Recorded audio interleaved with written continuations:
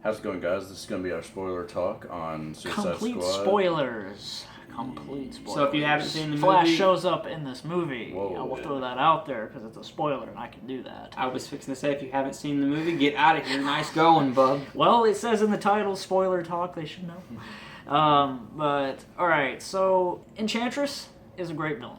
Okay, she's really creepy. I like the design they gave her. Like, nothing really. I mean, it was obviously her powers and all that's obviously CGI and whatever. But it looked good. It looked cool. Like, she was creepy.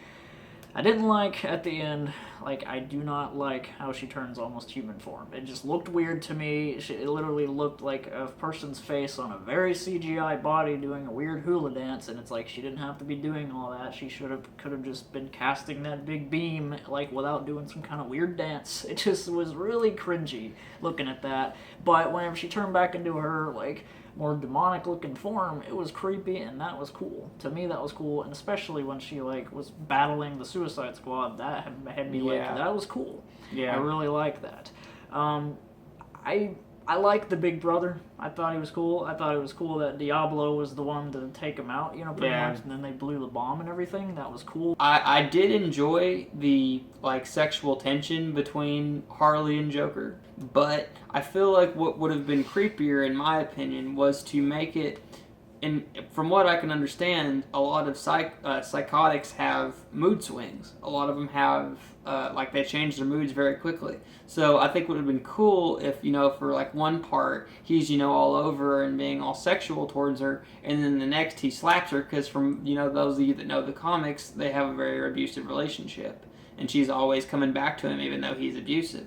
So, like, but in this one, they're actually in love, which was cool to see. I enjoyed seeing that, and it was fun to explore that side. Because when I read the comics, one thing I think of is that when Joker breaks out, Batman, like, he's not afraid of him, but he knows that when Joker gets out, it's serious business. Because he's terrifying and he's dangerous. He's very dangerous. And he does kill people in this movie, but I didn't get the, oh my gosh, this dude is creepy, like can kill you, like, with his eyes closed, creepy.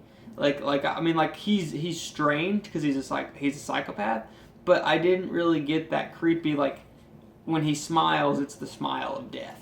Yeah. Like, that's like what you. What I'm talking about when I read the very chromy smile. Yeah, like when you read the comics. What I believe is that he should be scary, but then he should make you laugh at times when you're not supposed to. Like when it's something terrible, like when he takes something like somebody dying and then he takes it and flips it and makes it into something humorous, and then you laugh your butt off, and then you're just like, dude, I just laughed at that, and that person was just I killed. hope they bring more of that. I hope they bring more of the humor and all that, and, like, not focus on his, like, love story, which was good, but I just, whatever. And me and Ryan already agreed that we thought he was scary. Like, I thought he was terrifying. He was made me unusual. uncomfortable. Just with his actions, you feel like him, like, rubbing on people's faces and stuff, and, like, all that. Like, I felt like, he could just drop him right there and they not expect it because he's acting very he's unpredictable. The Joker's always unpredictable. Yeah, he is. I wanted to be afraid of him, if that means anything. I wanted to be afraid of him because he's supposed to be, like, the granddaddy of all DC villains. He's supposed to be, like, Batman's arch nemesis. Then again, Batman's not in it all that much. Not really. So we don't get a Batman Joker moment. But he should still be that way. Yeah, I just want him to be scary. I want him to be scary but funny. I want to laugh when I'm not supposed to. That's what I want out of it. And do I think he can deliver it? I think he can. And just get rid of the whole kissing thing where he made him where he pulled up his hand, that's kind of odd. And not in a good way. There's psychotic tendencies you can do to make a character good, but that seemed like more of a generalization. Like, you know what I mean? Like, it made them seem more like they are trying to make these characters more realistic. Joker but wants also, respect. Joker wants respect because he could just do anything he wants. He's the leader of whatever. He's the freaking mob. Yeah, and I do like that they made him more of a gangster. Not like like the LA type gangster, but like a mobster. They like he's wearing the suits all the time and all that. I did like that, and like the fact that he's like when they show the flashback of him when when he's talking to Harley when he first snaps her mind. She says says, I need you to do something for me, and she's like, yes, anything. I mean, what? And then he's like, I need a machine gun. What? There's a lot of tragedy behind these characters, and I feel like that's what made this movie good. that's what really pulls you in. I mean, and they're villains. That's what or at least they're supposed to be. I mean, that's what Will Smith says. He's like, remember, we're the bad guys. So I mean, like all these guys, you really you empathize with them and you care about them, and they pull you along for the ride, and you believe it. You go with it. I mean, that's... Yeah, the only they didn't really cover a lot of Killer Croc, but they didn't really need to, because he's kind of like, he kind of, to me, felt like the Groot of, like, the Suicide Squad in a way, but he did talk, and he was hilarious. Yeah, like, he's beautiful. Yeah, That was great. It was funny, entertaining, and you got a lot of characterization. Amanda Waller, she's a woman you don't want to mess with, and that's why... So you would say for the comics and this film, she was done really well. Yeah, oh yeah, definitely. She, over the years, she actually, learns to respect Batman and even, trust him to an extent. So, I'm curious, because at the end credit scene, they show some stuff about the Justice League, and he tells her, shut your little squad down, or my friends and I are going to do it for you. And honestly, I don't think she's going to, because Amanda Waller never, even if Batman says that it. might actually be some kind of plot. Maybe this solo Batman, or maybe Justice League. That's who they go against. That would be really interesting, but honestly, I don't think... Because we already love the Suicide Squad as characters, and then, you just have that clash. So that would be cool. This end battle was a lot of fun. A lot of fun to watch. Like we said, Diablo dies, and, I feel like I can't wait for him to come back if he does. Maybe, I think they could have probably teased something. Maybe, a little fire on the ground that's, a little him or something. And his final form, too, that was another thing. His true form. Was cool. That was cool. He turns into, this big flaming skeleton. And he was the only thing that could fight the big brother, because who's going to fight that? They kept getting thrown around by him. So, yeah, that fight was cool, but I preferred the fight with actual Enchantress. Whenever she was back, like I said, I didn't like her human, weird hula dancing form, but when she was in her, witch form, it was cool, and she had, those swords and everything. And down to, and this is what really put the cherry on everything, down to, whenever Deadshot was about to shoot the whatever it is that's going to destroy that.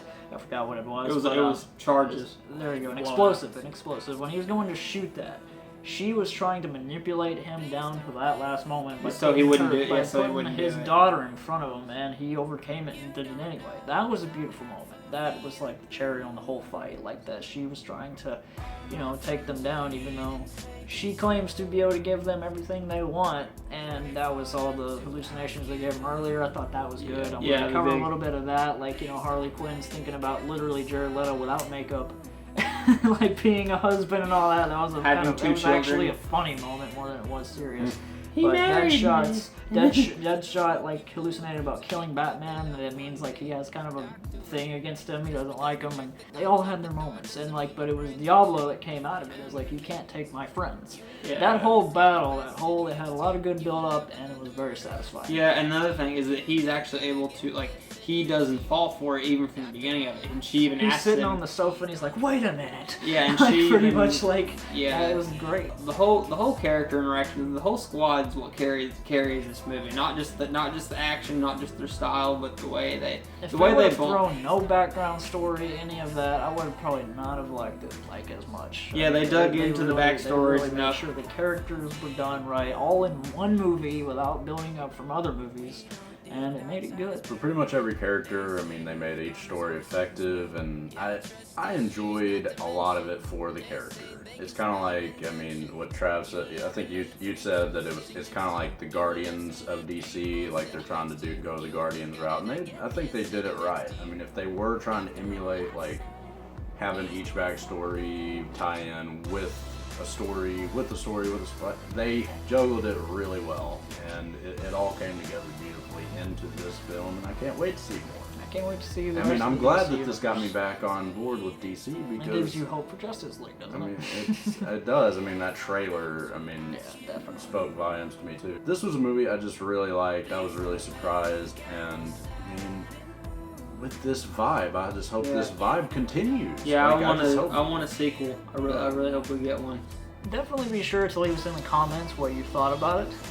Especially if you have gone and seen this. Hopefully you have before watching the spoiler review. Most likely, if you clicked on this video, then you've seen the movie. Tell us what you thought. I'm really curious. There's so much mixed reactions, even between the three of us. So it's like it tells you what the other world thinks. There's a lot of mixed reactions. Thanks so much for watching, guys. So spoiler talk and sort of kind of analysis on Suicide Squad. Kind of a full rundown, but like I was telling them off camera, like you could go, each character could have its own video. It's a good film, so check it out if you haven't yet. And check out more reviews and trailer reactions from us. We'll see you next time. Thanks, guys.